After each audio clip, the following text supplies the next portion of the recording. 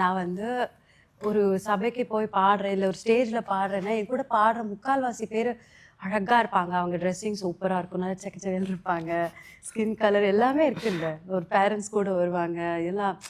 அது அந்த ஒரு அந்த ஒரு ஒரு செட்டப்பே வேறு மாதிரி இருக்கும். அங்கே நான் வந்து ஓரமாக இல்லை அந்த மாதிரியே இருந்தேன் சின்ன வயசுலேருந்து. அன்னிலேருந்து இன்ன வரலையும் என் குரல் மட்டும்தான் எனக்கு ஒரு அடையாளமாகவே இருந்திருக்கு. நான் பாடுற விதம் ஒன்று தான் மக்களுக்கு தெரியும். என் முகம் பற்றி பாதி பேருக்கு தெரியாது கூட. நான் ஒரு 20-25 வயசு வர வரைக்குமே. அமுதாங்கிற கேரக்டர் வந்து எவ்வளோ அவளுக்கு நிறைய வலி இருக்குது. அவளுடைய பின்கதையில் அவளுக்கு எக்கச்சக்க வலிகள், துரோகங்கள், ஏமாற்றங்கள், ரிஜெக்ஷன்ஸ் நிறையா இருந்திருக்கு. ஆனால் அந்த பொண்ணு சந்தோஷம் கொடுக்கறது, ஜாய் ஸ்ப்ரெட் பண்ணுறது நிறுத்தவே இல்லை.